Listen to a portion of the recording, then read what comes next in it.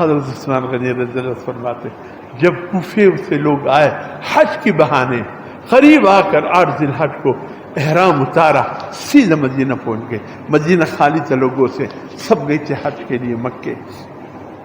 یہاں بلوائیوں نے وہ تماشا کیا، کوفہ کی بلوائیوں نے حد کر دی۔ عثمان غنی سے کہا خلافت دے دو۔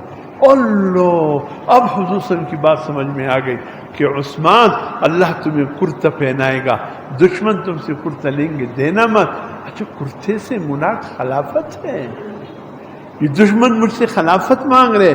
اگر حضرت عثمان رضی اللہ تعالی ان بلوائیوں کو خلافت عطا فرماتے، پتہ نہیں آج اسلام کا حالت کیا ہو۔ انہوں نے کہا جان دے دوں گا، خلافت نہیں دوں، جان دے دوں گا۔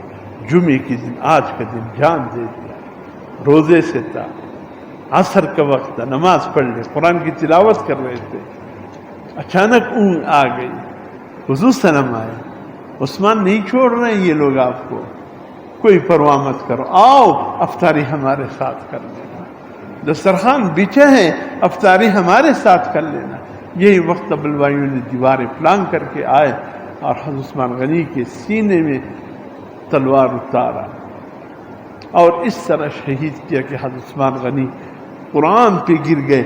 فَسَيَكْفِيكَهُمُ اللَّهُ آیت آج بھی سمبول کی جامع مسجد گواہ ہے اس بات کے کہ وہ قرآن اب بھی پڑھا ہے کہ جس وقت شہادت کو قرآن نے عثمان کو اپنے آغوش میں لے لیا اور عثمان نے قرآن کو آغوش میں لیا۔ میرے محترم دوستو، سب سے بڑی خوبی عثمان غنی کی یہ تھی کہ آپ نے جامع القرآن تھے، قرآن کو جمع آپ نے کیا۔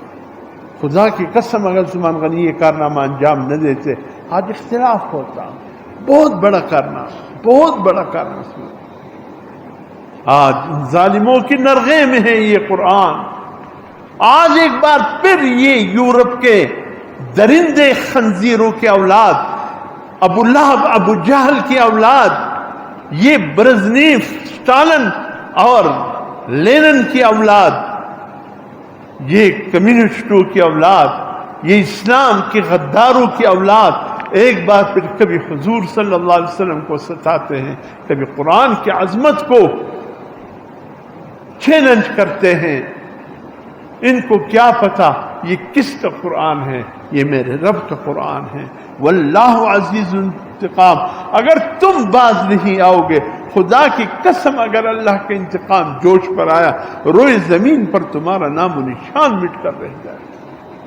اے سویڈن کے خنزیروں، اے حکومت والوں، یہ تمہاری سرپرستی اور عدالت کی سرپرستی میں ہو رہا۔ تمہارے عدالتیں بھی ایسے جیسے حضرت لوط علیہ السلام کے وقت میں عدالتیں، انہوں نے بھی ایسے ہی فیصلے کیے تھے جو تم کر رہے ہیں۔ تم کیا جانو اللہ کا قرآن کیا ہے، تم کیا جانو اس کی عظمت کیا ہے۔ اس نے ذلت سے انسانوں کو اٹھایا اور یہ سریا پر پہنچایا۔ اس نے جہالت کی علم برداروں کو حق صداقت کے علم بردار بنا کر مقام صحابیت پر فائز کر دیا۔ حضور صلی اللہ علیہ وسلم مدینہ نہیں آئے تھے، قرآن پہلے آیا، قرآن کے انقلاب پہلے نمایاں تھا، حضور صلی اللہ علیہ وسلم بعد میں آ گئے۔ جنہوں نے مٹانے کی کوشش کی وہ مٹ گئے، نہ اللہ کا قرآن مٹا سکے، نہ اسلام اور دین کو مٹا سکے۔